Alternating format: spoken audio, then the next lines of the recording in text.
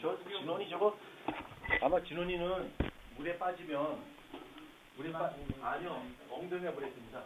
엉덩이가 그죠 엉덩이에 또 떠들어야 되니까 그렇지 물고기가 엉덩이가 물에 뜰 것 같은데 자연과 친화적이라고요? 자 시작하겠습니다. 저번 시간에 우리가 이제 단백질에 대해서 설명했고요. 그다음에 탄수화물하고 지질에 대해서 한번 설명해보자. 자, 먼저 탄수화물 한번 보자. 탄수화물. 지질에 대해서 몇 페이지? 내가 제일 몰랐어. 3페이지야. 3페이지. 탄수화물. 자, 탄수화물 한번 보자. 탄수화물. 자, 탄수화물 다른 말로 이제 녹말이라 부르는데 탄수화물을 녹말이라 부르는 거는 일부는 맞고 일부는 좀 틀려요. 자, 탄수화물의 정의가 뭐냐면 얘는 화합물이야. 그러니까 뭐하고 뭐가 합쳐진 거냐면 탄, 뭐야 이거? 탄소. 수는 뭐야? 물이야, 물. 그래서 탄수화물이라고 하는 것은 탄소하고 물이 합쳐진 거야. 물이 합쳐졌는데 이것이 N번 합쳐졌어요. 그래서 얘는 화학식 CnH2nOn이 돼요. 이렇게. 그러니까 요게 탄수화물의 기본 단위체고 얘를 뭐라 부르냐면 얘를 당이라 불러요. 당. 그래서 포도당 할 때 그 당이란 말이에요. 그래서 이런 당들을 기본 단위에서 만든 고분자 화합물을 우리는 탄수화물이라 불러요. 근데 이 당이 몇 개 붙었냐에 따라서 이 탄수화물은 종류가 모두 세 종류로 구분해요. 그래서 당이 하나짜리다 그러면 걔를 뭐라 불러? 단당류라 부르고요. 단당류라 부르고 두 번째 이당류가 있고요.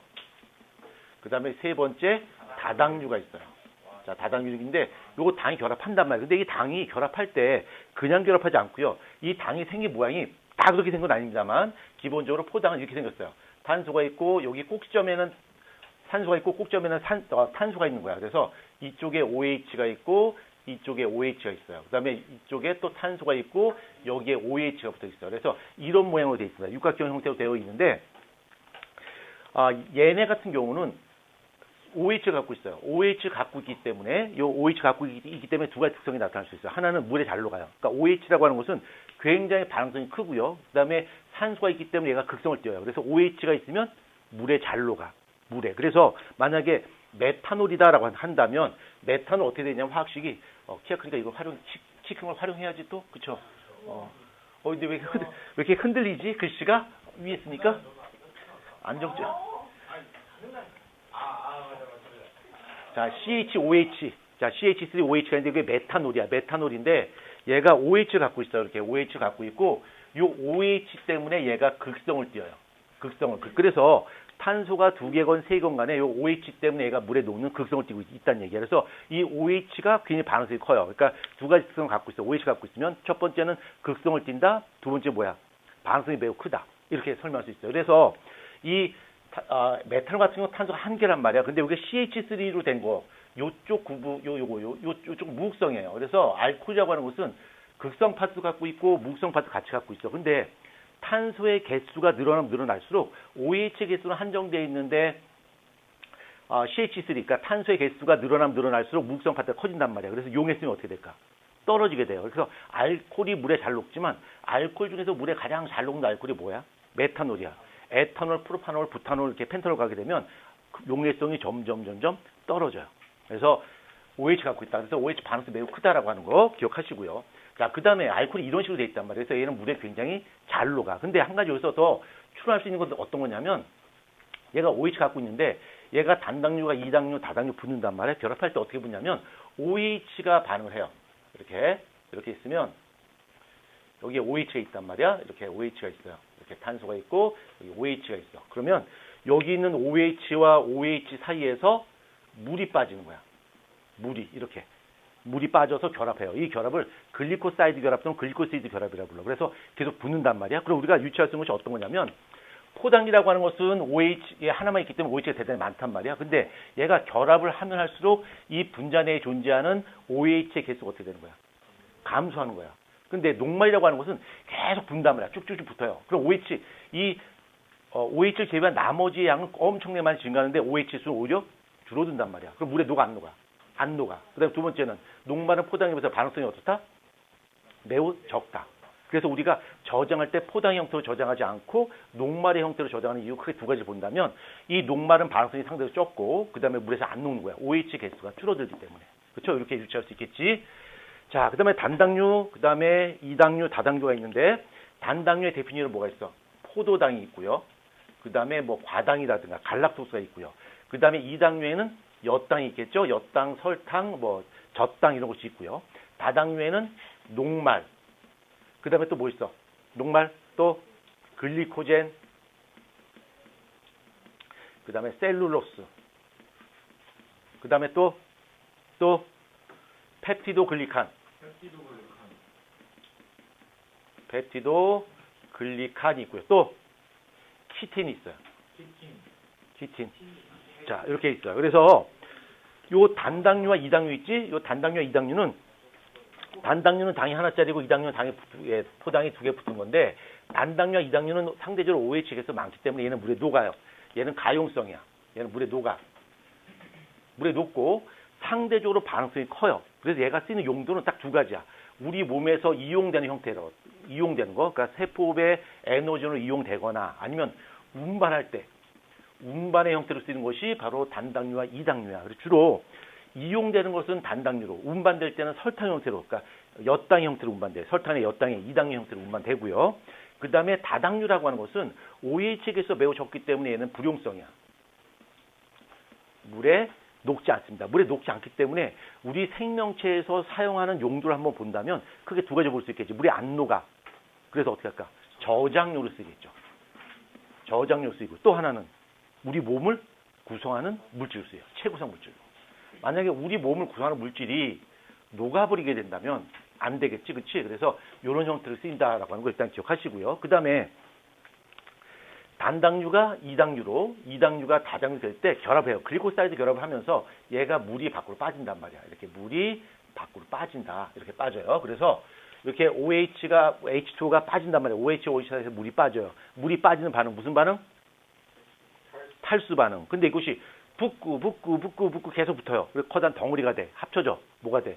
탈수 축합 반응. 그러니까 아미노산에 모여서 단백질을 만들거나 아니면 포당에 모여서 녹말을 만들거나 전부 다 뭐야? 탈수 축합 반응이야. 물이 밖으로 빠진다는 얘기지. 그럼 반대로 이거를 고분자 물질을 저분자 물질을 분해할 때 뭐야? 물이 거꾸로 들어가서 분해시켜줘야 돼. 무슨 요소?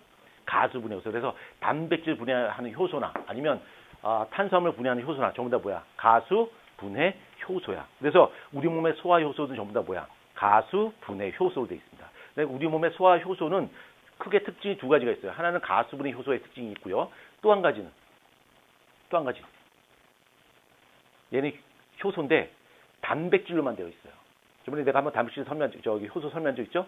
효소는 단백질 부분과 비단백질 부분이 있다고 설명했는데 기억납니까? 그 부분도 다시 이따 설명할게요. 예, 아주 퍼펙트하게 아주 클리어하게 깨끗하게 순백세로 포맷이 되셨군요. 자, 녹말이라고 하는 것은 식물이 저장할 때 녹말로 저장하고요. 글리코젠은 동물의 형태로 저장합니다. 그 다음에 셀룰로스라고 하는 것은 뭐야?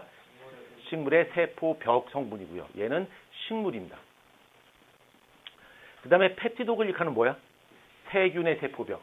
세균의 세포벽을 구성할 때 펩티도글리칸을 하고요. 그 다음에 키틴은 균계, 그러니까 뭐 곰팡이 이런 거, 곰팡이 같은 것들이 키틴의 형태로 되어 있습니다. 그 다음에 추가적으로 설명할 것이 셀룰로스가 있는데 이 셀룰로스는 베타 포당으로 되어 있어요. 알파 포당이 아니라 베타 포당으로 되어 있고 이 베타 포당을 분해하는 효소는 우리 동물에게 존재하지 않습니다. 그래서 우리가 풀을 뜯어 먹게 되면 셀룰로스를 먹게 되는데 이 셀룰로스를 분해할 수 있는 효소는 셀룰레이스가 있어요. 근데 셀룰레이스는 동물한테는 없어.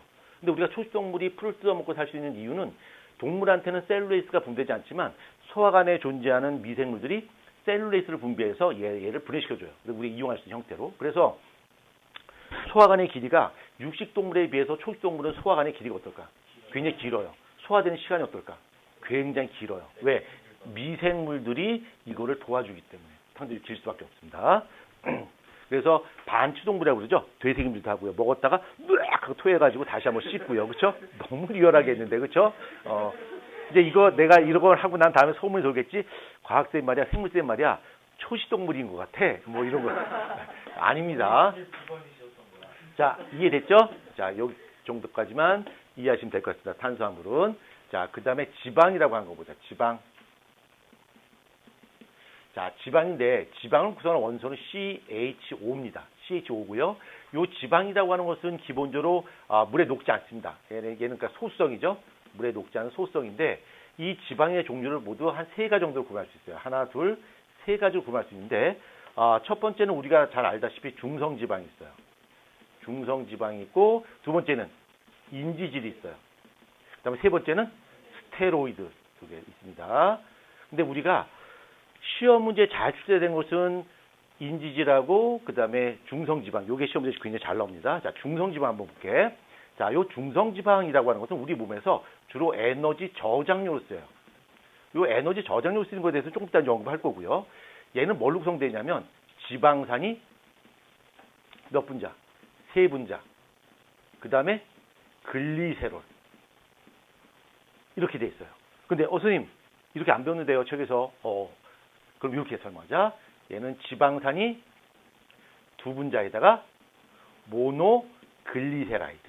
이렇게 똑같은 거야. 그러니까 어떤 차이가 있냐면 원래 지방이라고 하는 것은 지방산 하나에 글리세롤 하나에 지방산이 3개야. 이렇게 되겠는데 분해를 할 때 완벽하게 이렇게 분해될 수도 있고 하나가 붙어 있고 이렇게 분해될 수 있어요. 그러면 지방이 분해되면 글리세롤과 지방산 3분자 이렇게 할 수도 있고 그다음에 지방이 분해되면 모노글리세라이드에 지방산 몇 분자? 2분자 이렇게 될 수 있어요. 그러니까 어떻게 분해되냐에 따라서 그건 좀 달라요. 그렇지만 그 의미는 큰 차이가 없다는 거 이렇게 기억합시다. 자, 그다음에 요 중성지방이라고 하는 것은 에너지 저장량이 있습니다. 그래서 탄수화물 같은 경우는 그람당 한 4kcal 정도가 되는데 이 중성지방 같은 경우는 그람당 얼마 정도 에너지 낼 수 있어?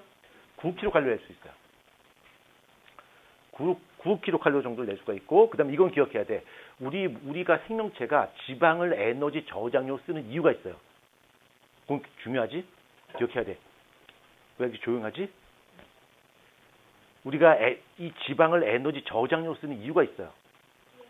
맞아요. 물에 안 녹아. 얘는 물에 안 녹아. 그래서 그렇죠. 우리 체내 삼투에 영향을 주지 않습니다. 우리 체내 이게 펜이 왜 자꾸 진원수 없지? 들렸어요? 혼잣말인데.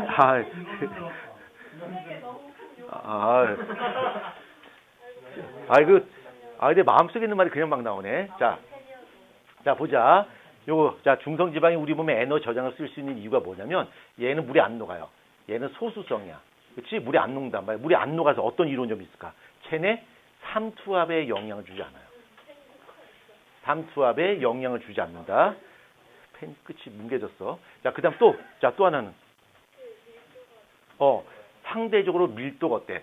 밀도가 작은 물질이라서 많이 저장해도 상대적으로 우리 몸의 체중 증가량이 어떨까? 적어요.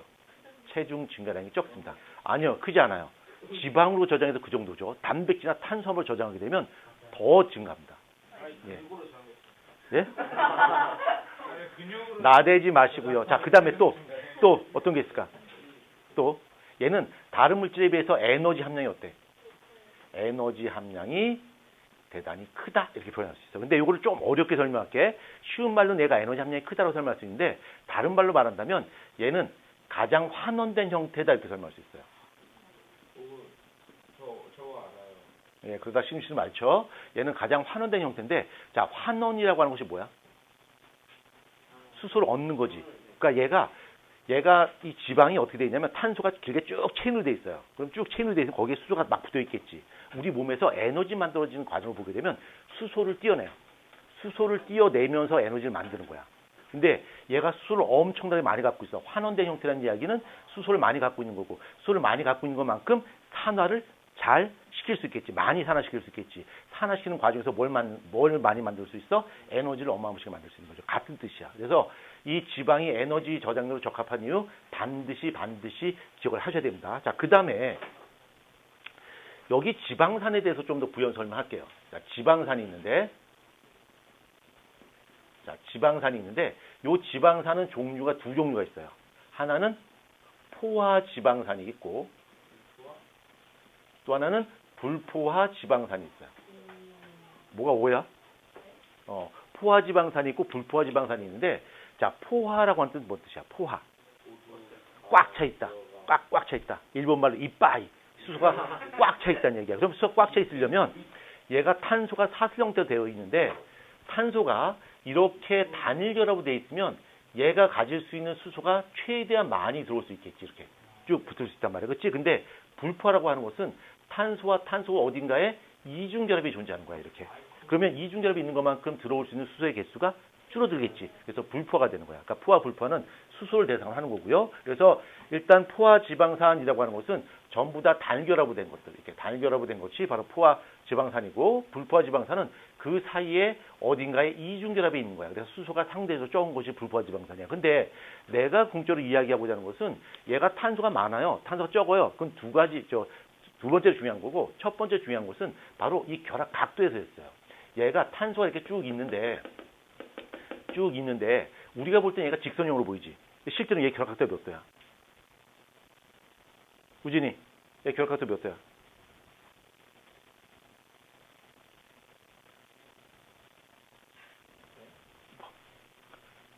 그렇지. 109.5도.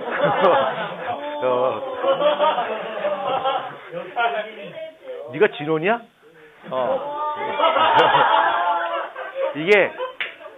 이게 109.5도로 돼 있어요. 109.5도. 왜 그러냐면 이것도 한번 잠깐 보자. 자, 탄소는 여기에 탄소는 홀 전자가 몇 개야? 4개란 말이야. 그렇지? 탄소가 원자로 몇 번이야? 6번이지. 그럼 전자 배치가 K, L, M이 있으면 여기 2개, 4개잖아. 홀 전자가 여기 최가점이 몇 개야? 4개란 말이야. 그러면 여기 하나, 둘, 셋, 4개 이렇게 올 수 있어요. 그렇죠?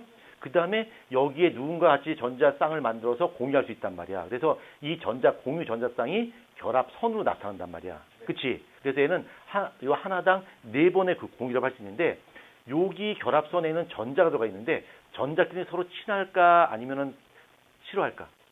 싫어해요. 너 저리 못 가. 옆에 붙지 마. 저리 가 한단 말이야. 그래서 이 전자쌍이 4개가 있으면 우리가 상적으로 봤을 때 이 결합각도가 90도 이렇게 십자가 모양으로 되어 있을 것 같지만, 얘네가 존재하는 것이 평면에 존재하지 않고 어디 존재해? 공간에 존재한단 말이야. 입체란 말이야. 그래서 이렇게 존재해요. 이렇게. 그래서 이 각도가 몇 도야? 109.5도란 말이야. 그래서 내가 그럴 때 이렇게 그리지만 얘네들의 실제 각도는 109.5도 이렇게 돼 있단 말이야. 이렇게 돼 있어요. 근데 이중결을 갖고 있지. 이중결을 갖게 되면 탄소가 있으면 결합선이 모두 4개인데 하나는 이중결합이고 하나는 단결합이야. 그럼 얘가 전자쌍을 형성을 해야 돼. 근데 얘가 전자쌍이 2쌍이 있다고 해서 얘가 더 반발해서 크냐? 아니에요. 물론 좀 세긴 세지만 무시해버려. 그래서 얘가 가장 멀리 배치될 수 있는 구조는 탄소가 있고 이중결합이 있고 단결합이 있어서 요 각도이 몇 도? 120도란 말이야. 그래서 얘는 109.5도인데 얘는 여기가 120도가 되는 거야. 그래서 멀리서 보게 되면 얘가 109.5도 이렇게 축축축 가니까 직선형으로 보이지만 얘는 여기가 어떻게 될까? 쿡 하고 꺾여버려요. 그래서 얘는 직선형으로 생겼고요. 직선형 생겼고 얘는 뭐야? 구분 형태로 돼 있어요. 구분 형태로. 그래서 얘는 직선형 생겼고 얘는 구분 형태로 돼 있는데 여기 글리세롤이 있고요. 여기 글리세롤이 있고 그 다음에 여기 지방산 3분자가 있는데 이 지방산이 포화지방산이냐 불포화지방산에 따라서 달라져요. 뭐가 달라질 수 있냐면 얘가 하나가 여기 다리가 꺾였다 치자. 그러니까 이렇게 돼 있지 않고 이렇게 꺾였다 치자. 그러면 여기 지방들이 쭉 있는데 밀도가 높아질까 낮아질까? 이렇게 되면 낮아지겠지. 그치? 그래서 불포화 지방산이 상대적으로 많아지게 되면 밀도가 낮아지면서 분전의 인력이 약해져요. 그래서 녹는 점이 낮아진단 말이야. 그래서 얘는 상온에서 뭘로 존재해? 액체로 존재해. 액체로. 반면에 얘는 뭐야? 녹점이 높아져서 얘는 뭘로 존재해?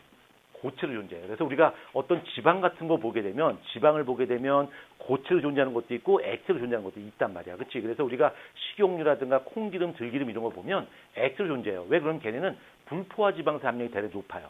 근데 동물성 지방 같은 경우는 포화 지방산 함량이 높아서 고체로 존재해요. 우리가 삼겹살 먹을 때 남는 기름 불판에 그냥 식히게 되면 위에 어때? 하얗게 고체가 덩어리가 앉지. 그게 바로 뭐야? 포화지방산이 많이 있어 그렇단 말이야. 그러니까 얘 열을 가게 되면 액체로 존재하지만 식히면 고체로 존재해요. 그러니까 우리가 삼겹살 그 남은 그 기름에다가 막 밥 비벼고 맛있어 역시 삼겹살이야 막 이렇게 먹는데 그게 우리 몸속에 들어가면 어떻게 되는 거야? 고체로 존재하는 거야. 그래서 가능한 한 그런 거 먹지 말라 그러죠. 그렇죠? 근데 기를 쓰고 먹죠. 예, 물론 맛있는 건 어쩔 수 없어요. 그렇죠? 자, 요 지방산 이렇게 기억하시고요. 그래서 불포화 지방산은 주로 식물성 지방이고요. 식물성 지방이고 얘는 동물성 지방이야. 그래서 똑같은 지방이지만 포화지방산과 불포화지방산 함량에 따라서 얘가 고체로 존재할 수도 있고 액체로 존재할 수 있다라고 하는 것도 기억을 합시다. 자, 그 다음에 글리세롤하고 지방산이라고 하는 것이 있어요. 이것도 한번 잠깐 설명해 볼게. 자, 지방산이 있는데 지방산이야. 얘 뭐야? 산이지, 산.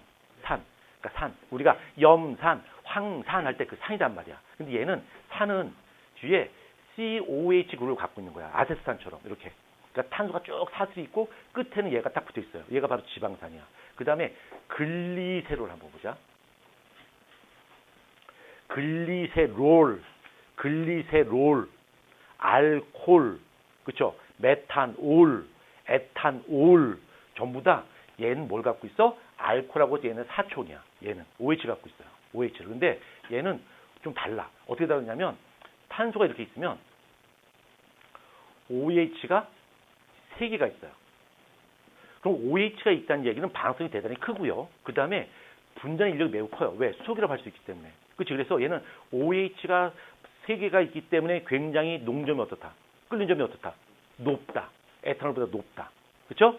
거의 막 고체처럼 존재한단 말이야. 글리세롤이. 그러니까 글리세롤이 어디 많이 있냐면 우리가 그 손소독제 옛날에 코로나 때 손소독제 그 에탄올 이렇게 손 한단 말이야. 그렇지? 근데 그게 투명한 액체 물처럼 액체가 아니지. 약간 이렇게 껄쭉하지. 그렇지? 그 이유가 바로 뭐야? 거기에 글리세린 또는 글리세롤이 포함되어 있어서 그래요. 글리세롤이. 근데 글리세롤 집어넣는 이유는 뭘까? 순수한 알코올 자체를 바로 먹게 될까? 너무 빠르게 증발해버려요. 그러니까 얘를 집어넣게 되면 어떻게 될까? 그렇죠. 잘 증발이 잘 안 되겠지. 그렇죠? 그런 성분이고요. 그래서 지방산하고 글리세롤이 만나게 되면 이게 글리세롤이란 말이야. 그 다음에 지방산 한번 보자. 자, 지방산이 이렇게 있고요. 이렇게 있고 R로 쓴 건 이제 탄소 사슬을 말하는 거야. COH죠. 이렇게 돼 있어요. 그래서 이게 뭐야? 글리세롤, 이게 뭐야? 지방산 하나, 둘, 3개야. 여기서 무슨 일이 벌어지나 봐봐. 항상 OH에서 무슨 일이 벌어져요? 우리 생명체의 거의 모든 반응은 OH에서 벌어지는데 여기 OH 있지. 여기 OH 있지. 그치? 여기서 봐봐. 이렇게 돼요. 뭐가 빠져? 물이 빠져. 여기도 빠져요.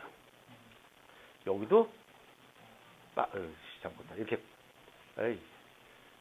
빠져요. 그래서 세 분자에 물이 빠지는 거야. 그러면 글리세롤과 지방산이 결합해서 지방을 만들 때도 역시 뭐야? 물이 빠지는 거야. 그럼 얘를 반대로 분해시키기 위해서 뭐가 필요해?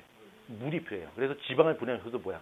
가수 분해 효소야. 그래서 우리 몸에 3대 영양소를 전부 다 분해하는 효소들은 전부 다 가수 분해 효소라고 하는 거야. 오케이? 이해됐죠? 근데 이게 에스테르 결합이라고 그러는데 이거 굉장히 여러분이 아마 고등학교 올라가서 좀 심화가 좀 배우게 되면 이거 자세히 배워요. 에스테르 결합. 그러니까 에스테르 결합이 우리 몸에 정말 중요해요. DNA 만들 때 쓰이고요. RNA 만들 때 쓰이고요. 아스피린 만들 때도 쓰이고요. 굉장히 중요해요. 아마 나중에 심화가 좀 배우면 이거 아마 자세하게 배울 것 같습니다. 자, 그 다음에 이제 중성지방 됐고요. 그 다음에 인지질 한번 보자. 자, 지금 이제 마시 가는 친구가 이제 몇 명 있는데, 혜인이, are you okay? I'm fine, thank you, and you 이렇게 하는데. 예, 알아요. 예. 예. 일단 진원이가 깨면 안 되니까 차분하게 수업을 진행하도록 하겠습니다. 진원이 깨면 또 시끄러워져요. 그렇죠? 자, 인지질 한번 보자. 인지질. 자, 요 인지질이라고 하는 것은 여기에 인산이 있고요. 지방산이 2개가 있는 거야. 그러니까 얘는 인산이 있고요. 인산이 있고 그다음에 지방산이 2분자가 결합된 것이 바로 인지질입니다. 그러니까 칸이 부족하기 때문에 여기다 좀 이어서 쓰도록 하겠습니다. 인지질. 자, 그럼 인지질 그러면 연관 검색어가 딱 떠올라야 돼. 뭐야? 친수성 앤드 소수성. 그렇죠? 얘는 친수성하고 소수성을 가지고 있습니다. 그러니까 물을 되게 좋아하는 성질과 물을 되게 싫어하는 성질을 갖고 있는데 얘가 여기 인산이 있고요. 여기 지방산이 두 분자가 이렇게 있는 거야. 그렇죠? 그래서 요 머리 부분이 인산이고요. 여기가 지방산인데 머리 부분은 물을 되게 좋아하는 친수성인 반면에 꼬리 부분은 물을 되게 싫어하는 소수성이야. 얘는 친수성과 소수성을 같이 갖고 있어요. 그래서 이 인지질은 우리 몸에서 무엇으로 쓰여? 세포막의 구성성으로 쓰여요.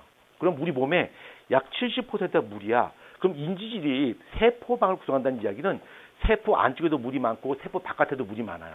그러니까 물 속에 사는 거나 마찬가지야. 그래서 이 인지질을 가지고 세포막을 만들 때는 인지질, 인지질, 인지질, 인지질, 인지질, 인지질 이런 식으로 되겠지. 그렇죠? 그래서 인지질 이중층으로 되어 있습니다. 우리 세포막은 인지질 이중층에다가요.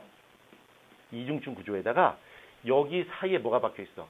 단백질이 이렇게 박혀 있어요. 단백질. 여기에 단백질이 이렇게 박혀 있습니다. 단백질이 박혀 있고 이것을 위에서 바라보게 되면 이런 모양으로 되어 있어요. 이런 모양으로. 이렇게. 그러니까 인질 머리 부분이 이렇게 보이겠지. 그렇지? 동글동글하게 이렇게 보인단 말이야. 보이는데 위에서 보면 뭐야? 마치 모자이크처럼 생겼지? 그래서 얘를 모자이크막이라 불러요. 모자이크막이라 부르는데 앞에 이거의 특성을 설명하는 단어가 하나 더 붙어야 돼. 뭐냐면 얘가 딱딱한 구조물이 아니라 물론 손가락을 집어넣을 수 없지만 손가락을 푹 집어넣어서 휘 저으면 이 틈이 쭉 벌어졌다 어떻게 될까? 다시 합쳐져요. 그러니까 얘가 움직인다는 얘기야. 유동성을 가지고 있어요. 그래서 이 인질 이중층과 단백질이 박히는데 이것이 유동성을 갖고 있기 때문에 얘를 뭐라 불러? 유동 모자이크막이라 불러요. 유동 모자이크막. 유동성을 갖고 있다는 얘기야. 유동성을. 그러면 우리가 세포막은 유동성을 갖고 있어 라고 하는 거 배웠단 말이야. 근데 문제에서 야 유동 모자이크막 뭐야? 이렇게 묻지는 않겠지. 문제 이렇게 나올 것 같아요. 세포가 이렇게 있는데 세포막의 일부를 레이저로 구멍을 뚫었어요. 뽕 뚫었어요. 이렇게. 그럼 이 구멍 뚫린 것이 그냥 있지 않겠지. 어떻게 될까? 다시 메꿔지겠지. 이렇게. 그렇죠? 그것은 바로 유동성을 갖고 있기 때문이야. 자, 근데 이걸 그냥 묻지 않고 그래프로 그릴 수가 있겠죠.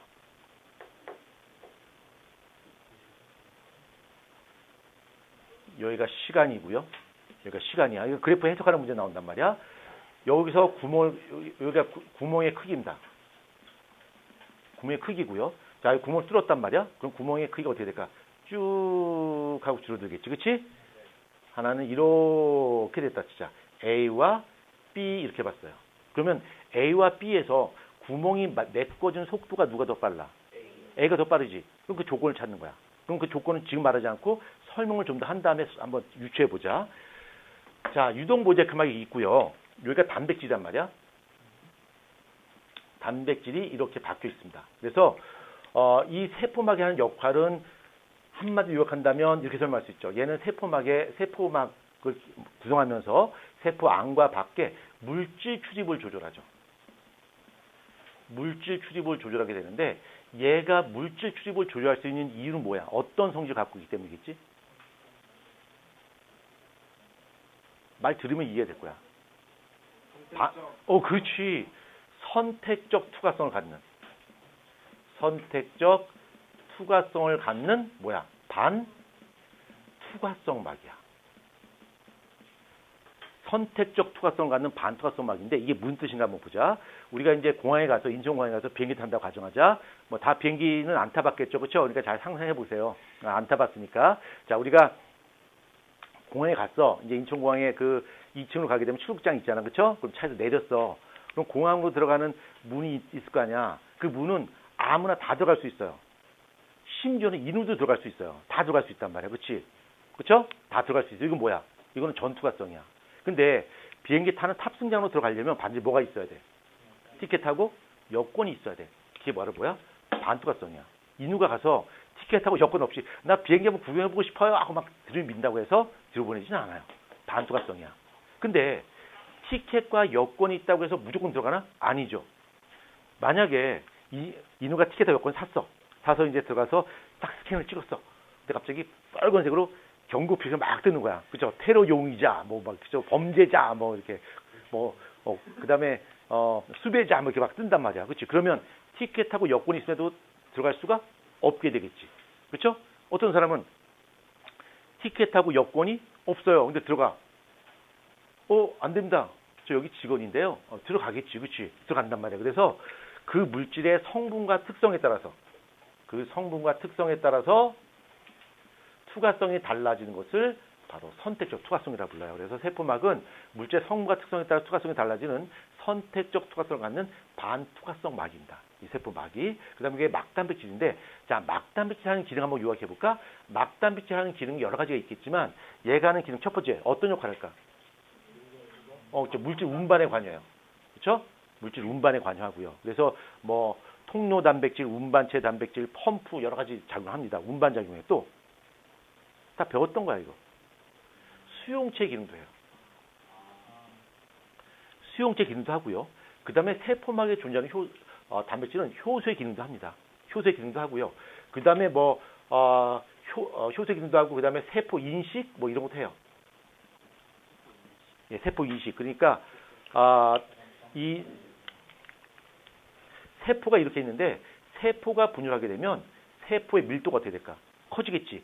세포의 간격이 좁아져요. 그러면 여기 세포막 표면에는 옆에 인접한 세포를 인식해요. 이 단백질이. 그래서 어느 정도 근접하게 되면 세포 분열 이제 그만 하고 멈출 수 있다는 얘기야. 근데 이런 기능이 망가지면 어떻게 될까?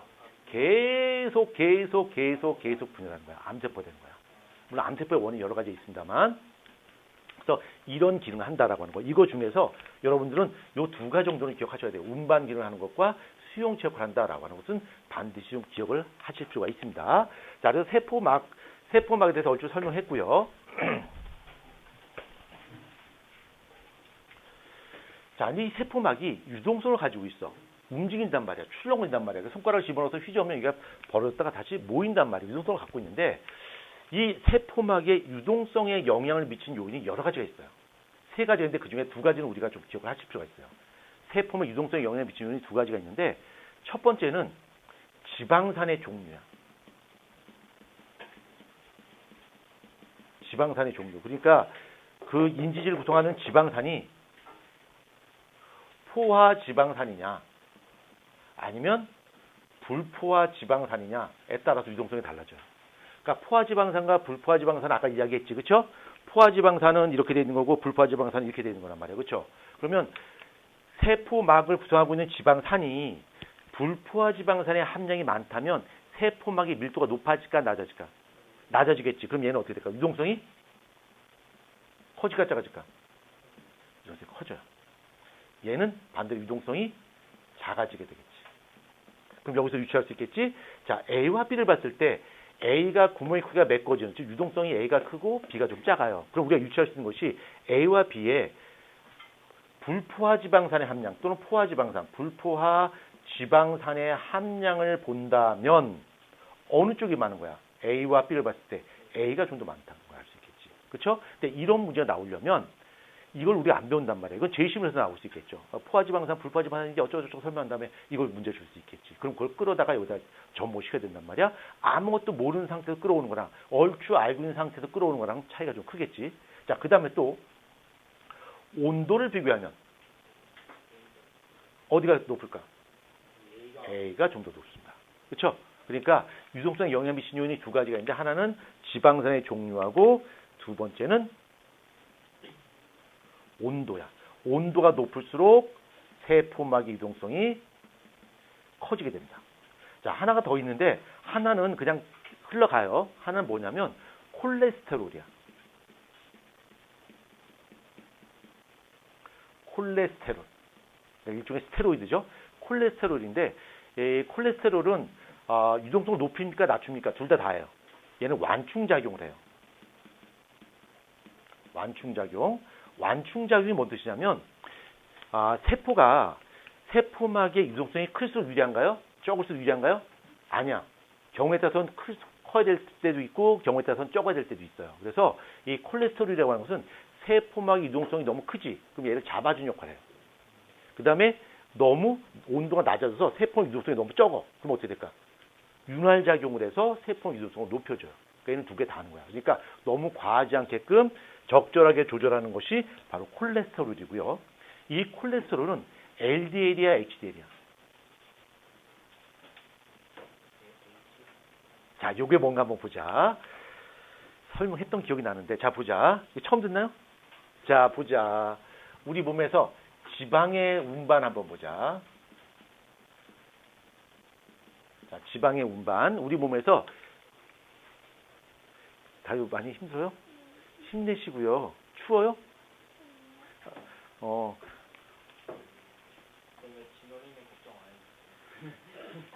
쟤는 너무 깊이 잠들었어. 쟤는. 안 자는 게 없어요. 쟤는, 너는 지금 듣고 있죠, 진원이? 정신 없어요? 그건 항상 그런 거고. 내가 진원을 너무 못 살구나? 반성해야 되겠다. 자, 진원이 너무 못 살고 하면 안 돼. 예? 뭐야? 뭐라고? 누가 뭐라는 것 같은데?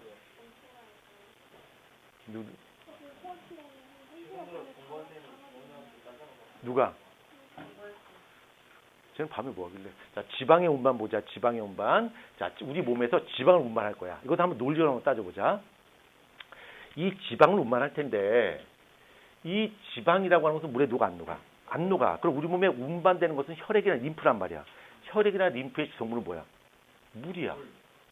그러니까 얘는 물을 통해서 운반이 돼야 돼. 어떻게 운반하지? 바로 인지질을 이용하는 거야. 그래서 여기에 지방이 있어. 그럼 지방이 물 위에 둥둥 떠다닐 수 없잖아. 그렇지? 그러니까 인지질 갖고 코팅하는 거야. 자, 그럼 얘가 지방이다 치자.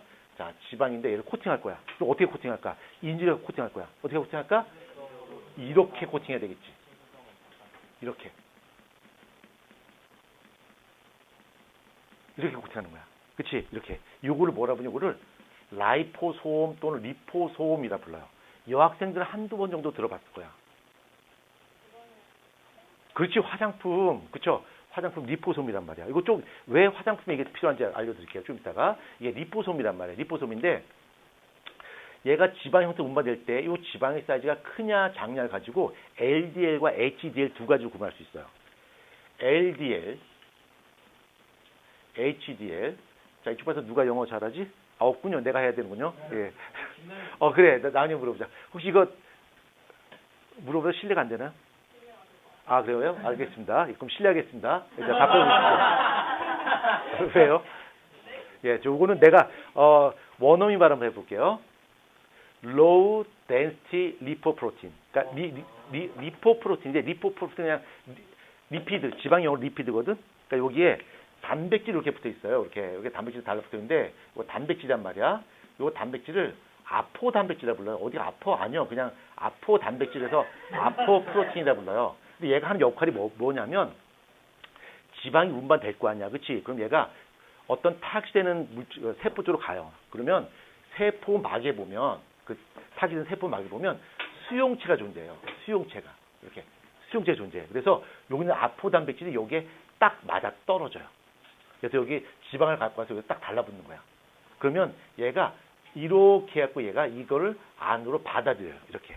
그리고 이 장소가 어디야? 간이야. 이게. 그래서 이 우리 몸에 지방이 너무 많지. 그러면 이 수용체는 한정되어 있는데 얘네들이 번호표를 뽑고 기다려야 돼요. 여기서 앉아서. 이게 뭐야? 지방간. 그러니까 지방간은 혈액 속에 너무 지방이 많이 포함되어 있다는 얘기야. 그렇지? 이게 바로 지방간이야. 아무튼 그래서 low density lipoprotein. 그러니까 low density야. 뭐야 이거? 우리말로 하면 저밀도죠. 얘는 뭐야? 고밀도야.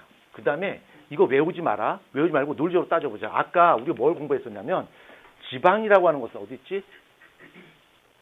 지방이라고 하는 것은 다른 물질에 비해서 밀도가 크다 작다? 작다. 단백질에 비해서. 자, 그럼 한번 보자.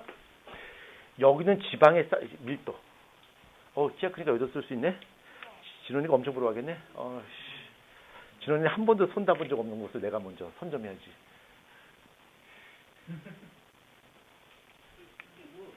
자, 요거 이렇게 썼는데 요거 뭔지는 알지? 요거 뭐야? 부피. 그쵸? 우리가 V를 씁니다. 그쵸? 어떤 친구는 뭐 볼륨 아닙니다. 볼륨 아니고요.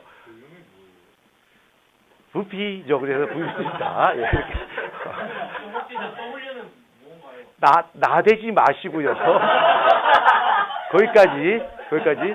아마 이거는 너무 등치가 크면 사람들이 봤을 때 우와 이러니까 아마 그렇게 이건 너무 무리고요. 아무튼 보자. 자, 보자.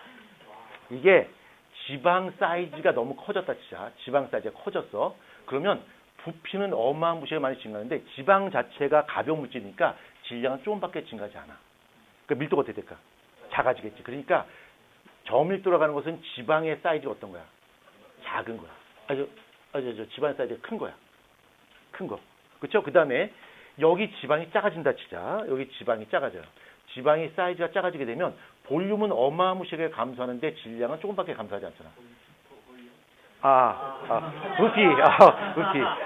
이게 본능은 속일 수가 없어요. 자, 이렇게 되면 어떻게 되는 거야? 밀도가 커지는 거지. 그래서 HDL은 지방의 사이즈가 어떤 거야? 작은 거야.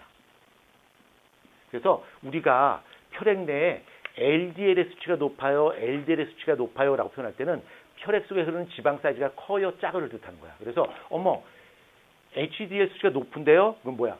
괜찮다는 얘기야. 근데 LDL 수치가 높아요. 이런 뭐야? 너무 우리 몸에 지방이 많다는 얘기야. 이렇게 이해할 수 있겠죠? 이거 뒤에 있죠? 그러면 이거를 외우는 것이 아니라 여기부터 시작하는 거란 말이야. 이렇게 다 연결된단 말이야. 그렇지? 그러니까 이걸 단편적으로 외우게 되면 헷갈려요.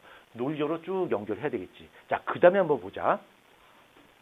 내가 이 리포솜이라고 하는 것이 화장품도 쓰이고 약품도 쓰여요. 그래서 우리가 이제 많이 먹는 영양제 중에 비타민이 있는데 그 비타민이 우리 몸에 굉장히 도움을 줘요. 그래서 먹긴 하는데 비타민이 갖고 있는 최대 단점이 뭐야? 쟤는 흡수율이 좀 떨어져요.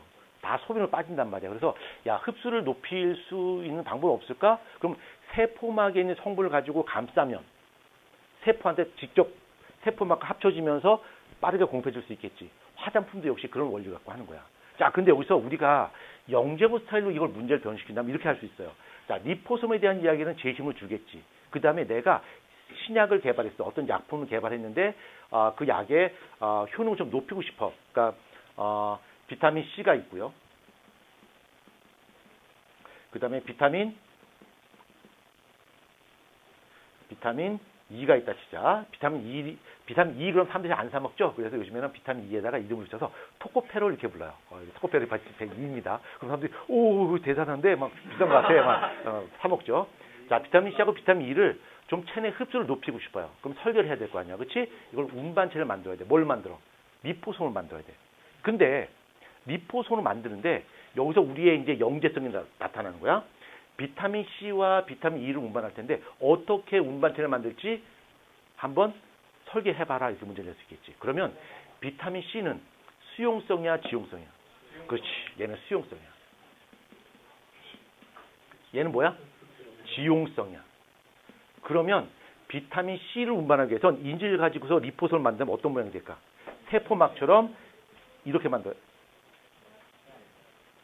되겠지. 그렇지? 근데 만약에 비타민 E를 운반체를 한다면 어떻게 할까? 한 겹으로. 그렇죠. 한 겹으로 만들어야 되는 거야. 그렇지? 그러니까 여기 내가 코팅을 할 텐데 그 안에 성분이 어떤 성분이냐에 따라서 모델이 달라지는 거지. 그럼 이거를 우리가 유출하려면 세포막이라고 하는 것이 인지로 구성되어 있고 이것이 친수성과 소수성을 같이 갖고 있다고 사실부터 출발해야 되겠지. 외워서 되는 것이 아니야. 그렇죠? 이게 서로 시리즈로 쭉 연결이 돼야지 이 부분까지 연결해 줄 수가 있겠지요. 나영 그렇죠? 예. 이거 어렵지 않습니다. 영어. 알겠죠? 어려워요? 예, 제가 다음에 기회 되면 영어 또 알려주도록 하겠습니다. 영어 어렵지 않아요. 자, 그래서 지방 됐고요. 그 다음에 이제 스테로이드가 있습니다. 스테로이드. 요 스테로이드는 이제 고리 형태로 생긴 지방입니다. 그래서 뭐 스테로이드 호르몬, 콜레스테롤 이런 것들이 전부 다 스테로이드다. 이렇게 보시면 되겠습니다. 그래서 지방의 형태까지 쭉 다 설명을 드렸습니다. 지금까지 설명한 것 중에서 혹시 이해 안 되신 거 있을까요? 없나요? 씹는 건가요? 예, 다 이해됐죠? 자, 그 다음에 됐고, 됐고, 무기업류 됐고, 그 다음에 효소도 한번 빠르게 정리하자, 효소.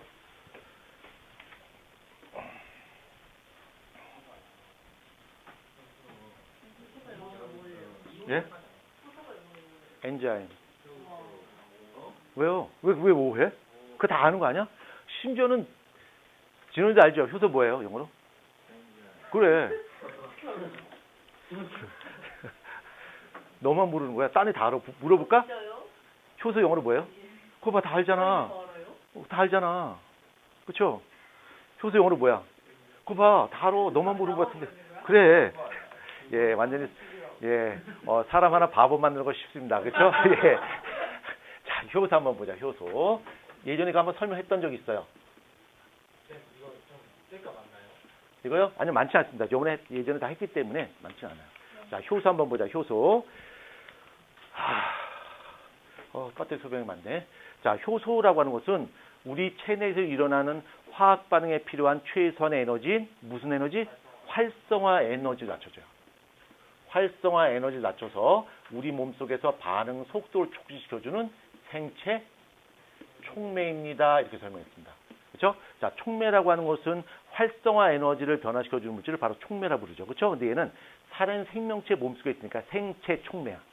물론 촉매에는 이제 정촉매와 부촉매가 있다는 사실은 배웠을 거고요. 그렇죠? 선생님 배웠냐? 배웠죠? 왜 이렇게 당황합니까? 자, 두 번째. 얘는 주성분이 뭘로 돼 있어? 주성분이 단백질 돼 있어요. 자, 주성분이 단백질 돼 있는데 이 주성분이 단백질 돼 있을 때 그냥 외우지 마시고요. 저번 시간에 설명한 거에서 단백질 구조가 있지. 그 단백질은 그 단백질의 특성과 종류는 무엇으로 표현해? 아미노산의 배열 순서. 아미노산 배열 순서에 의해서 뭐가 결정돼? 입체 구조. 그러니까 단백질은 입체 구조야. 무조건 입체 구조. 그래서 단백질로 되어 있고요. 얘가 아미노산의 배열 순서에 의해서 입체 구조를 갖게 되고요. 입체 구조를 갖고 있는데 이런 입체 구조가 주변의 환경에 의해서 쉽게 변성되는 것을 저번에 설명했었죠. 여기 구성하고 있는 이온 결합이라든가 수소 결합이 막 끊어지고 난리가 나면서 입체 구조가 바뀐단 말이야. 그래서 얘는 열과 pH 어때? 굉장히 민감해요. 그렇죠? 그 다음에 입체 구조가 딱 일치하는 고놈하고만 반응해요. 쉬운 말로 번역해 줄까? 한 놈만 팬다. 뭐야? 기질 특이성 가져. 뭐요? 예? 열매? 진짜. 열매? 열매라고?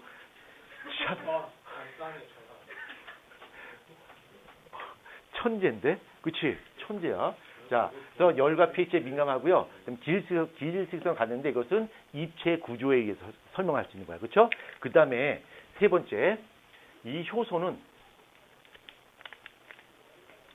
오로지 활성화 에너지만 변화시켜줘요. 활성화 에너지만. 그러나 반응 여지나 생성물의 양에는 변화가 있어 없어? 생성물의 양에는 변화가 없습니다. 그렇죠? 자, 그 다음 네 번째, 효소는 저해제의 작용에 의해서 반응 속도에 영향을 받을 수가 있겠지. 그렇죠? 그 다음에 저해제는 저번에 두 종류 설명했었죠? 경쟁적 저해제와 비경쟁적 저해제. 기억납니까? 안 납니까? 나죠? 경쟁적 저해제와 비경쟁적 저해제. 그 다음에 이 효소의 반응 속도에 영향을 미친 요인이 온도, pH가 있고요. 그 다음에 기질의 농도가 있어. 이것도 한번 그래프 한번 그려보자.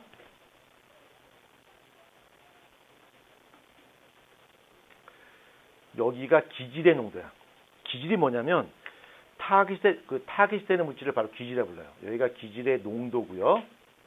여기가 반응 속도야. 그럼 여기서는 효소의 양은 일정하게 맞춰줘야지. 효소의 양은 일정하게 맞춰주고 기질만 많이 집어넣는 거야. 그때 반응 속도를 보면 기질을 많이 집어넣으면 집어넣을수록 반응 속도가 빨라져요. 그러다 어떻게 될까? 일정한 컵을 갖게 되겠죠. 일정한 컵을 갖는다는 얘기는 효소의 양이 한정된 상태에서 기질을 계속 집어넣어봤자 효소가 풀가동하고 있는 거야. 모든 효소가 다 일을 하고 있는 거야. 그럼 이때부터 집어넣어봤자 의미가 없겠죠. 그래서 이때 모든 효소가 열심히 일을 하고 있어요 라고 했을 때 우린 이걸 바로 다른 말 뭐라고 부를까? 모든 효소가 뭐가 되어 있다? 효소가 포화되었다 라고 설명할 수 있겠지. 그렇죠? 이거 저번에 설명했습니다. 자, 효소 잠깐 했고, 자, 그 다음에 어떤 챕터니? 광합성이니? 예, 광합성 한번 보자.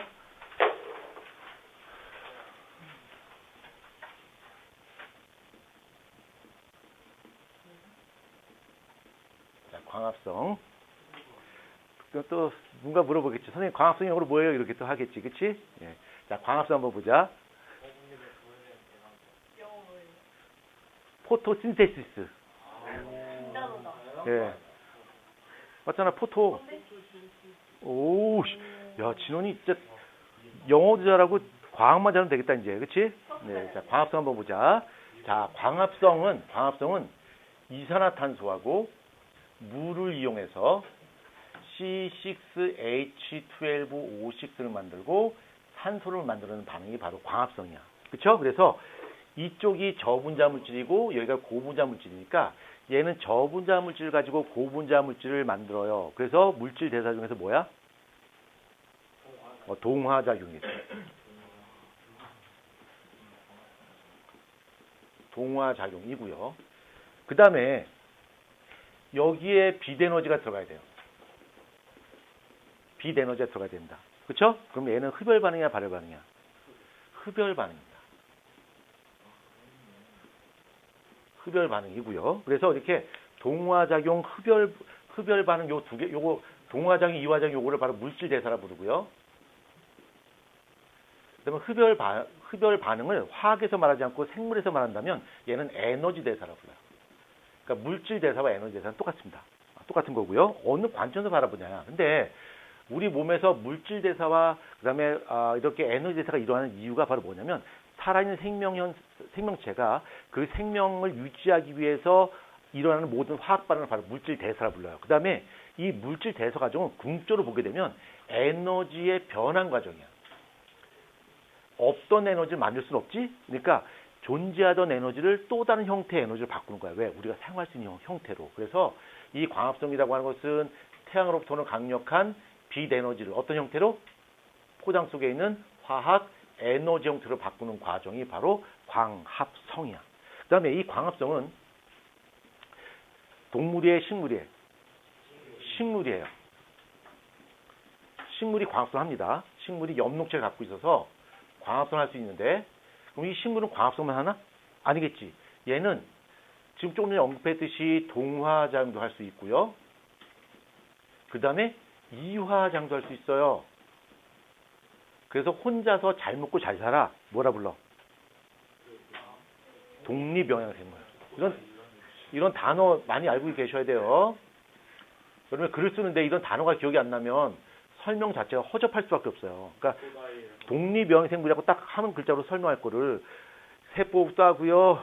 광합성도 하고요. 그래서 혼자서 잘 먹고 잘 살고요. I'm happy, you are happy. 안 된단 말이야. 그냥 딱 한마디로 끝나잖아. 그렇죠? 자, 얘는 독립영양생물입니다. 그럼 엽록체에서 한번 잠깐 볼까? 엽록체. 자, 엽록 저번에 약간 설명했는데 자, 엽록체는 이렇게 생겼습니다. 이렇게 생겼고 이렇게 생겼고 이렇게 생겼습니다. 이렇게 생겼고 저번에 했기 때문에 빠르게 갑니다. 이 바깥에 있는 막을 외막이라 불러요. 안쪽에 있는 막을 내막이라 부르고요. 그 다음에 요거를 뭐라 불러? 그라나 또는 틸라코이드. 요거는 스트로마라 불러요.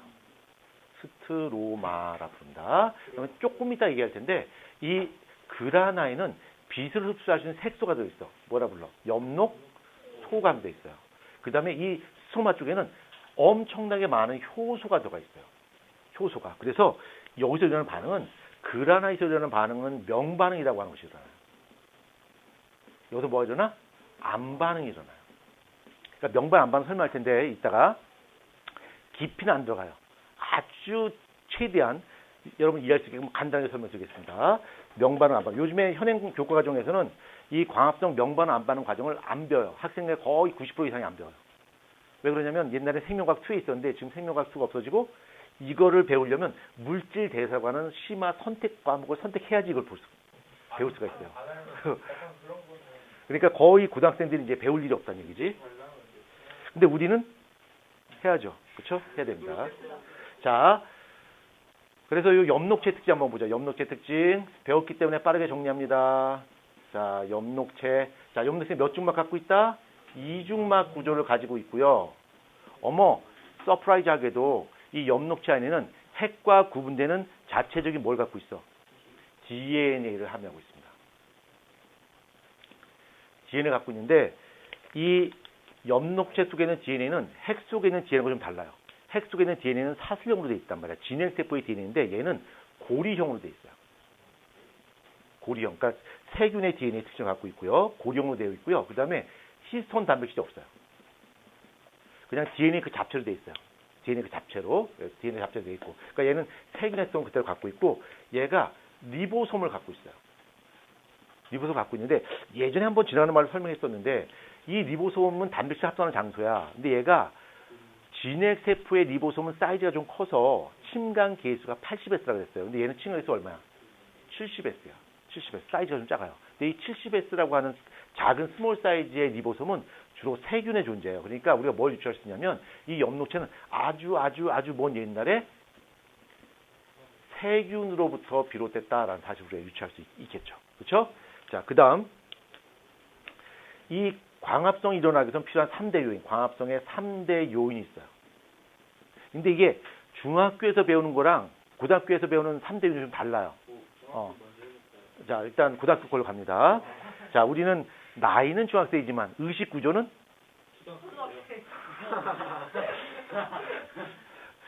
네, 근데 진우한테 묻는 게 아니었어. 예. 자, 3대 요인인데 3대 요인은 CO2, 온도, 빛이야. 빛이고요. 그 다음에 무엇은 제외? 물은 제외돼요. 아니요. 중학교에서는 광합성의 3대 요인이라고 안 배우고 광합성에 필요한 요인 이렇게 배워요. 예. 그러니까 3대 요인이야. 자, 그러면 여기 펜이 왜 이렇게 안 나오네? 펜이 안 나와, 진원아. 이럴 때 뭐라고 해야 돼? 진원, 펜이 안 나오면 이걸 뭐라 그러지? 예? 뭐요?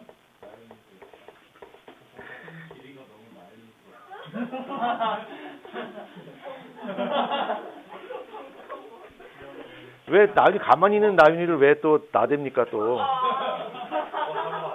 펜의 키가 왜 알았어요? 키가 쟤팔안 닿는다고 밤에 나만 때리는 거 팔이 너무 나연서 팔이 짧다고 키가 짧다.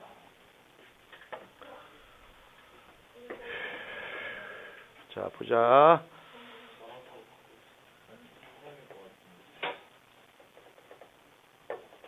이것도 왜 또 진원스러워? 또 펜이?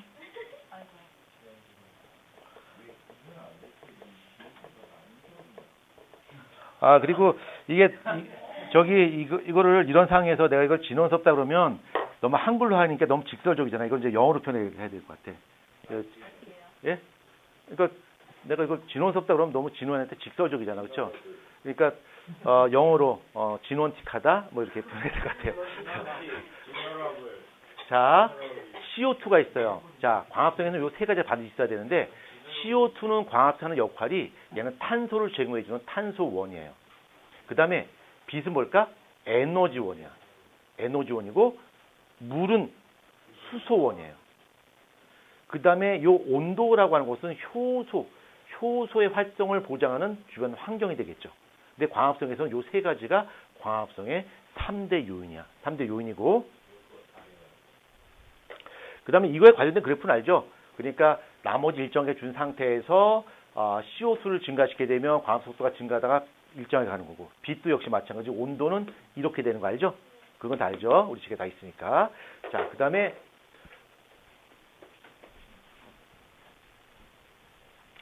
빛의 세가 증가하면 증가할수록 광합성량이 증가합니다. 광합성량이 증가하는 건 다 알겠는데 근데 이 식물이 빛을 흡수하게 되는데 빛의 파장에 대해서 한번 잠깐 보자. 빛의 파장에 대해서. 자, 빛의 파장 보는데 여러분이 물 시간에 잘 배우셨겠습니다만 빛이라고 하는 것은 두 가지 성질 같이 갖고 있어요. 그렇죠? 입자의 성질과 파동의 성질 같이 갖고 있는데 우리 화학에서 이야기할 때는 입자의 성질을 논하지 않고 파동의 성질만 이야기합니다. 그래서 빛의 파장을 이야기해야 되는데 파장이 짧으면 걔를 뭐라 불러? 단파장. 좀 어려운 말로 파장이 길면 뭐라 불러? 장파장이라 불러요. 그럼 요 사이는 뭘까?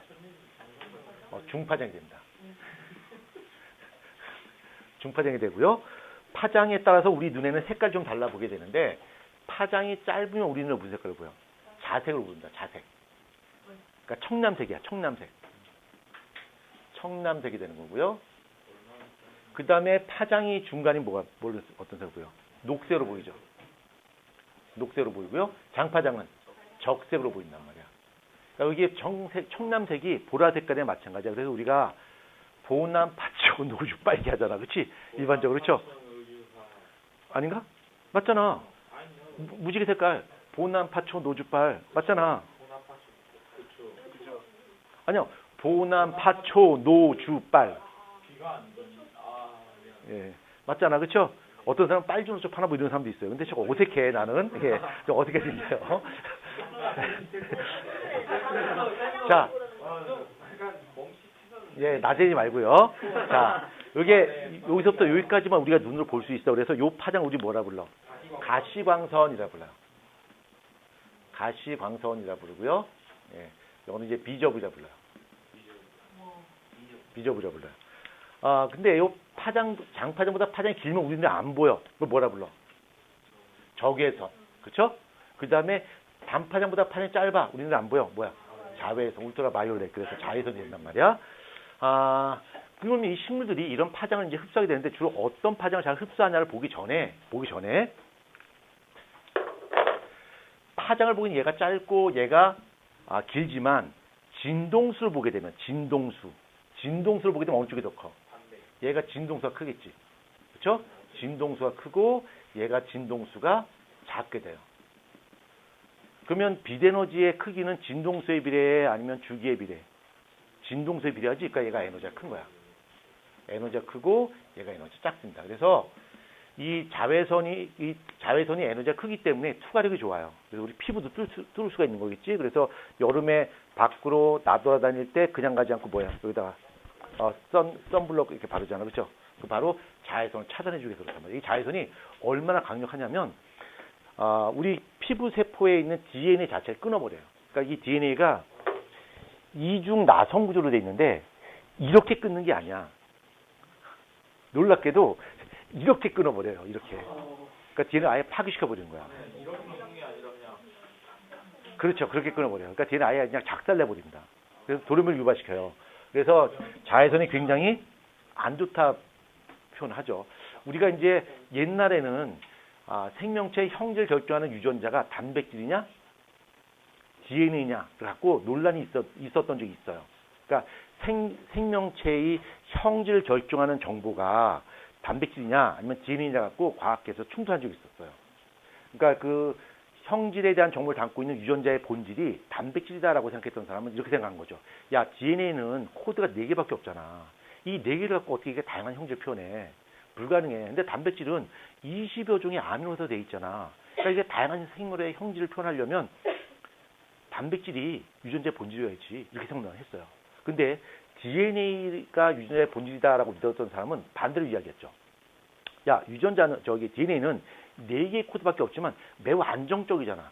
단백질은 열과 pH에 굉장히 민감하잖아. 온도가 좀 다르고 pH가 다르면 바로바로 변성되잖아. 그럼 유전자가 바뀌면 생물체가 살 수 있어? 안 되잖아.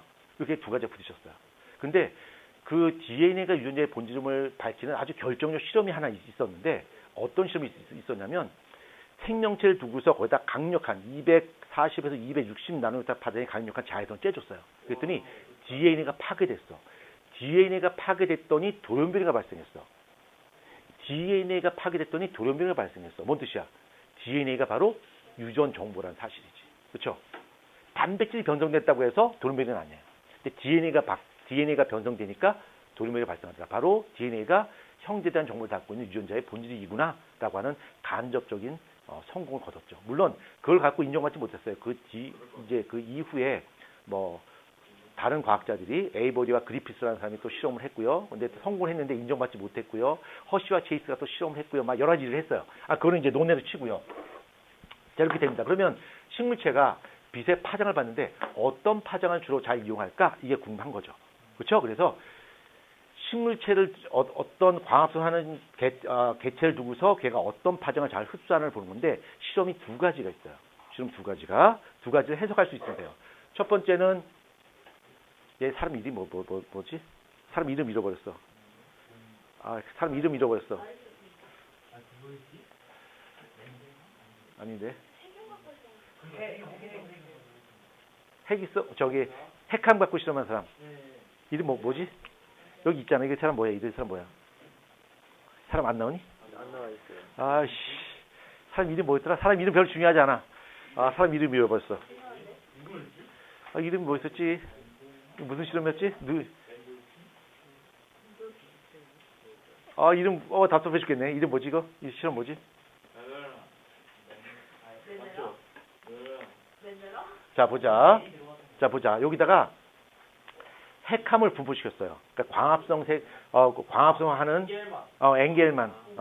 엥겔만의 실험인데 요 엥겔만 실험에서 여기다가 광합성하는 그 조류인 핵함을 분포시키고요. 여기다가 빛을 쬐준 거야. 빛을 쬐주는데 이 빛의 파장이 조작변이냐.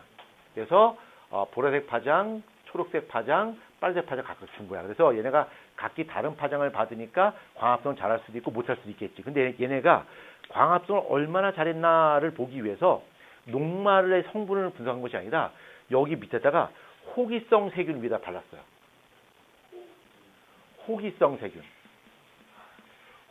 세균인데 호기성 세균 호기심이 많은 세균이 아니라 얘네는 산소를 엄청나게 좋아하는 세균들이야. 그래서 얘네가 광합성을 많이 했다면 무슨 기체가 많이 발생할까? 산소 기체가 많이 발생하겠지. 그렇죠? 그래서 얘네가 산소가 많은 쪽으로 몰린단 말이야. 결과를 보면 이렇게 몰렸어요. 양쪽. 그러니까 청남색하고 빨간색 파장의 빛을 받은 쪽으로 많이 몰렸다는 얘기는 이쪽 파장의 빛을 받은 쪽에서 광합성을 많이 했고 그 결과 산소가 많이 발생했고 그 결과 호기성생들이 양쪽 귀청으로 몰려들었다는 얘기지. 이 실험을 통해서 주로 광합성을 할 때는 청남색 광하고 적색 광을 주로 광합성을 잘 이용하는구나 라는 사실을 알게 되었죠. 자, 그 다음에 이게 첫 번째 실험이고요. 두 번째는 스펙트럼 실험이 있어요. 그건 화학이고요. 불연속 선 스펙트럼 그건 화학이고요. 보헤 실험에 나오는 거죠? 맞나요? 제가 지금 불연속 선 스펙트럼 보헤 실험 말하는 거 아니야? 아, 지금 뭣도 모르고 그냥 말한 거야? 네? 너 뭔 뜻인지 모르고 말한 거야? 알고 말한 거죠. 그러다 쉬운 알죠, 알기는요. 자, 요 실험 한번 보자.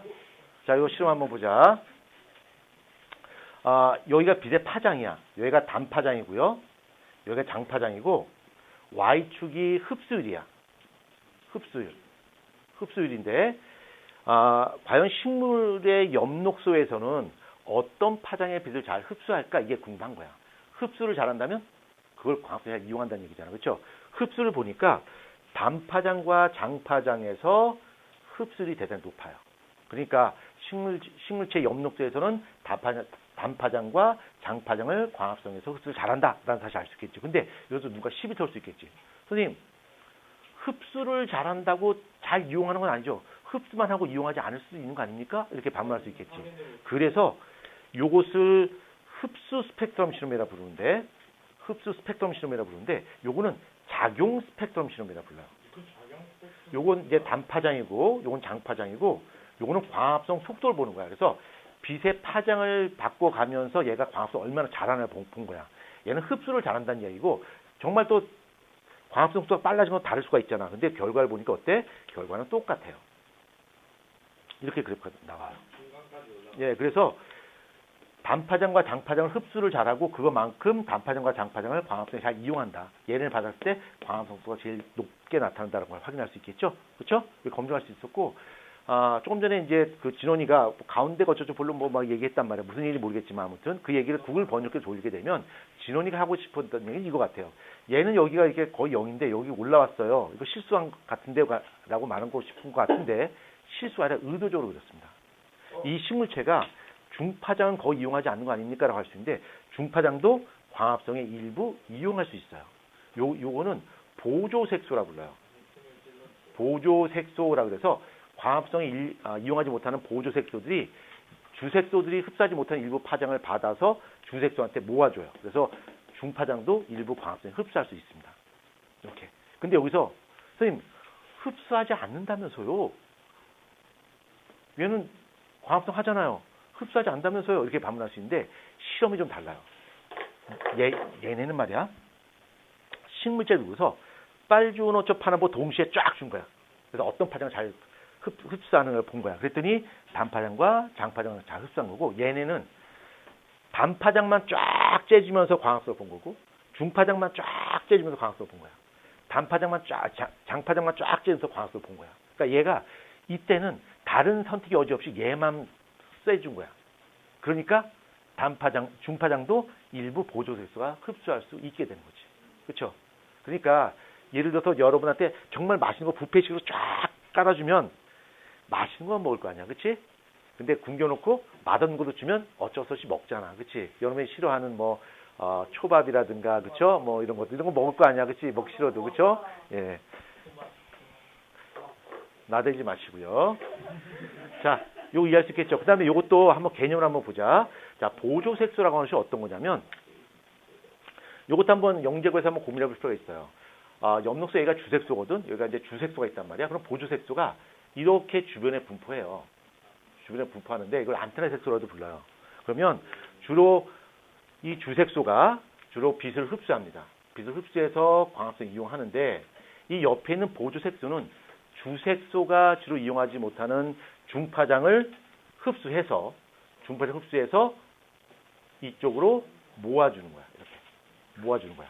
그럼 보조색소의 역할은 두 가지로 볼 수 있어요. 뭘까? 광합성 효율을 높여주는 거야. 또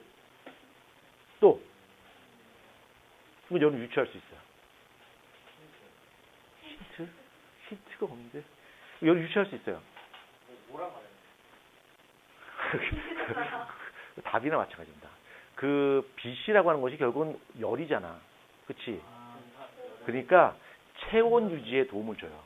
이거를 그냥 이용하지 않으면 어떨까? 식물체의 체온이 과도로 높아진단 말이야. 그래서 식물체의 체온이 과도로 높아지는 걸 방지하기 위해서 여기 있는 보조색소들이 에너지 이쪽으로 모아줘서 식물체의 과도한 체온 상승을 막아주게 됩니다. 오케이? 이해됐죠? 자, 그 다음에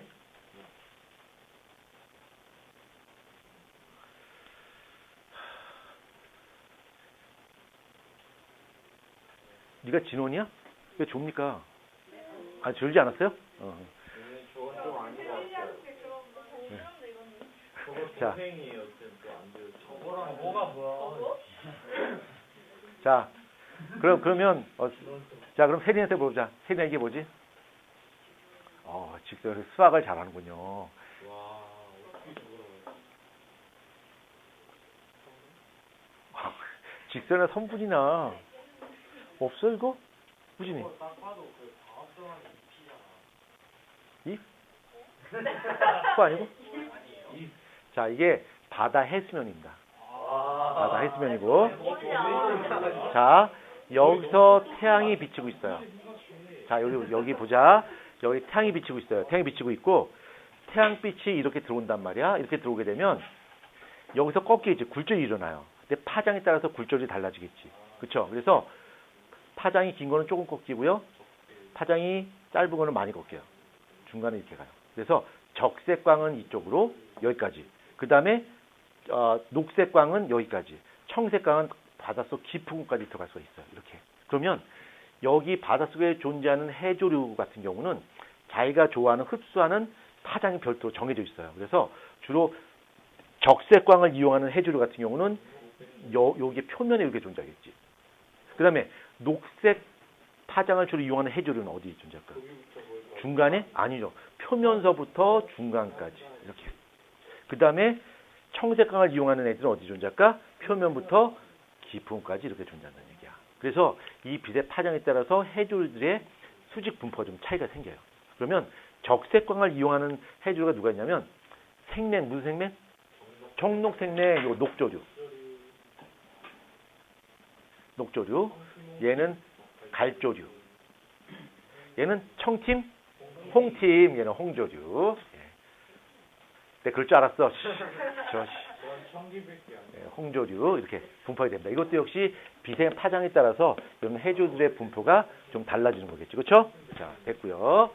자, 그 다음에 아우 어깨 아파. 자, 그 다음에 여기 지우고요.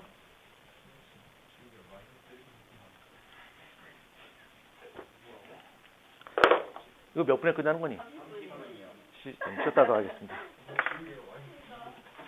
아, 이거 명반응 안 반응